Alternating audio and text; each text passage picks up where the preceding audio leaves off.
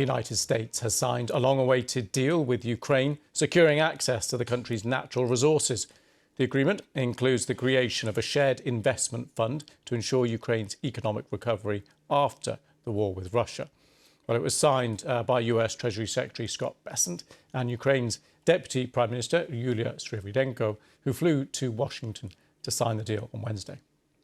Well, the deal gives the US access to the country's energy infrastructure, oil and gas, as well as precious metals.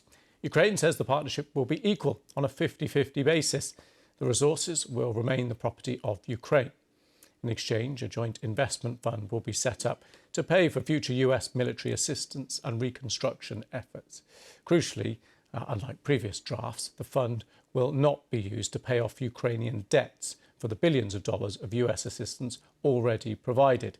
Here's our North America correspondent, Jake Kwan. Don't tell us what we're going to feel. I'm not telling you. Because you're in no position to dictate that. Remember this. It appears certain that no deal could ever come after this. President Zelensky left, leaving the minerals deal on the table. Then came this surprise meeting. Trump and Zelensky were meeting at the Pope's funeral last week. Just the two of them, 15 minutes, no interruption. And today, Ukrainians have heard the warmest language Washington has spoken since President Trump came to power. Today's agreement signals clearly to Russian leadership that the Trump administration is committed to a peace process centered on a free, sovereign, and prosperous Ukraine over the long term. It's a fair deal, Ukraine says. Kyiv will put up the money by selling licenses to develop its oil, gas, and minerals. And the U.S. will put up either cash or any future weapons they send to Ukraine. The joint investment fund will pay for reconstruction and energy projects and pay dividends to investors. It's a much better deal than the one Mr. Trump proposed earlier, which would have put Ukraine in debt for the weapons the U.S. already provided. It's a moment of diplomatic victory for President Zelensky, who wanted to tie Washington to his side by giving them a skin in the game. It will take years before the deal can bear fruit, but its signal is immediate.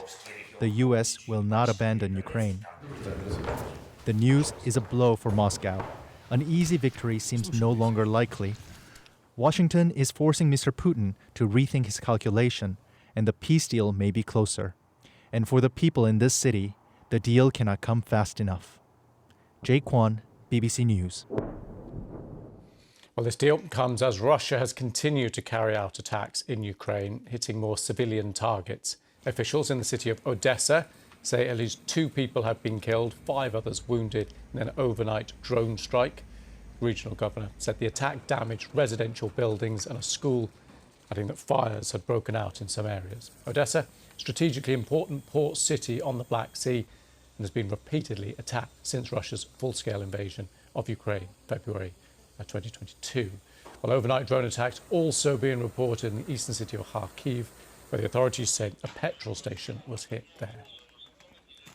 Well, we can speak now to Hannah Shelest, who's in Odessa, also Director of Security Programmes at the Foreign Policy Council Ukrainian Prism and Editor-in-Chief at Ukraine Analytica. Thank you very much for coming on the programme. Thank you for the invitation. So we're going to talk about the deal, but first of all, you are in Odessa, just underlining there another difficult night.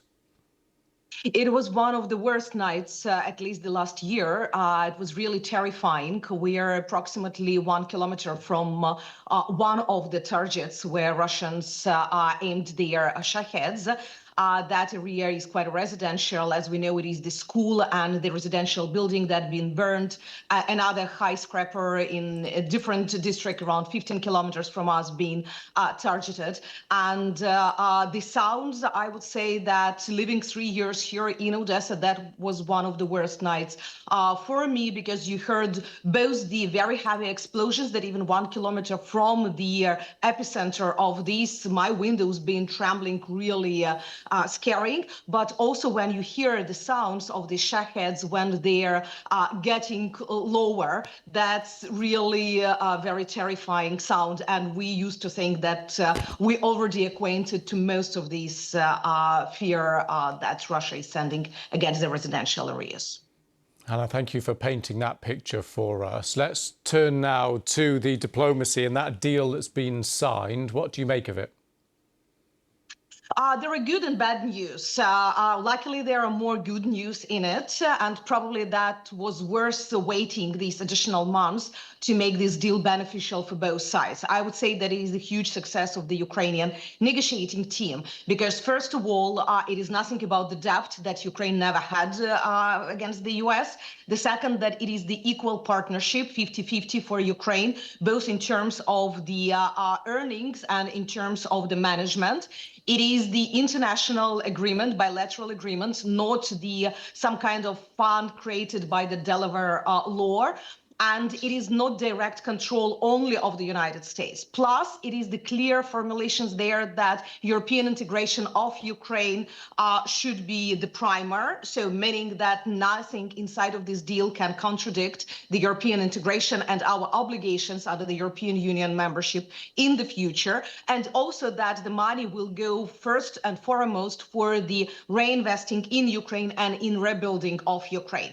The agreement, the draft that we saw just 1 month ago was absolutely different. It was total control of the US, and it was the possibility to invest anywhere rather than in Ukraine. Why I said that there are bad news as well, because there is nothing about security guarantees as Ukraine really wanted originally. But we understand that the current US administration considers investments the best security guarantees. Yeah, and what do you make of that? Because that has been the argument, that just having the US involved in that way in itself provides a security guarantee. Do you buy that? Let me be skeptical about this, because I know what targets Russia aimed at the very first months of the war. There were a lot of the US investments there, including Coca-Cola manufacturing, for example, and others. So knowing Russians, I understand that these type of the guarantees is not the guarantee for them. They understand only military involvement. However, there is one article in this agreement, at least how we know it from the Vice Prime Minister, that US can contribute by weapons, not only by money in this fund. So if this would be the real contribution, that definitely would amplify the security component of this agreement. Hannah Schles, thank you so much for coming on the programme. Thank you. Thank you. Let's cross straight to Kyiv now. Our correspondent John Donnison is there. Hi, John. So we heard one assessment there of the deal. How is it being received there in Kyiv? Well, I think your guest there gave a pretty graphic picture of the fact that this is a business deal, it's an economic deal, it's not a peace deal, and the fighting is ongoing. I mean, we had airstrikes just in the background last night, literally as this deal was being signed, just outside Kyiv, loud explosions, anti-aircraft fire going up. But I think, look, the Ukrainians feel they've got a better deal than they were hoping for, certainly a better deal than was on the table when we had that slanging match in the Oval Office between President Zelensky and President Trump back in February. And I think the reason why it's better now is that back then President Trump was talking about this being a deal that would allow Ukraine to pay back the billions of dollars of money that had been used for US military assistance over the past 3 years. Well, under this deal, that won't happen. The money that will be generated, that will be put into this investment fund, could be used for future military assistance, future humanitarian assistance, and also reconstruction in Ukraine. But they won't have to repay that debt. So, you know, as your guest was saying there are no explicit security guarantees in this deal for Ukraine. But I think implicitly, you know, if America has a bigger stake, a bigger financial stake in this country, then they're going to want to protect those interests. And we're talking about a deal that is not short term, it's a decades-long deal. So I think they've much more reason to feel satisfied here in Kyiv than perhaps they do in the Kremlin this morning. Well, John, you said they're long-term deal. Let's come to the short term then. Where does this fit in when we think of things like ceasefires and peace agreements? Well, we're going to have to wait and see. You know, President Trump has been pushing very hard for some sort of ceasefire, peace deal with the Russians. He has pledged to end this war. He said he could do it in a day. He didn't do it in 100 days. It's proved more challenging than he thought. But certainly the change in tone, the change in language from the White House just in the past week.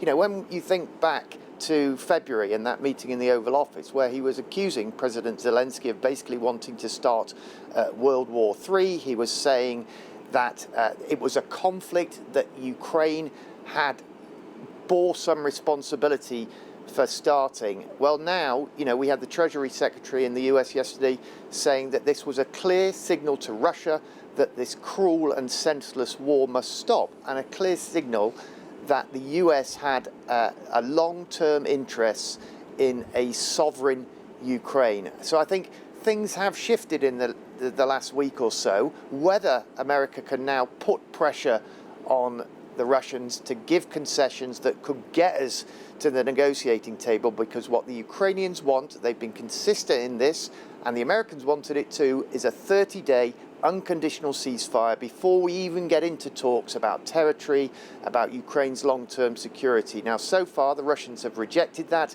They've offered this 3-day ceasefire starting next week. You know, the Ukrainians say, we want more than that before we get to talks. John, thank you.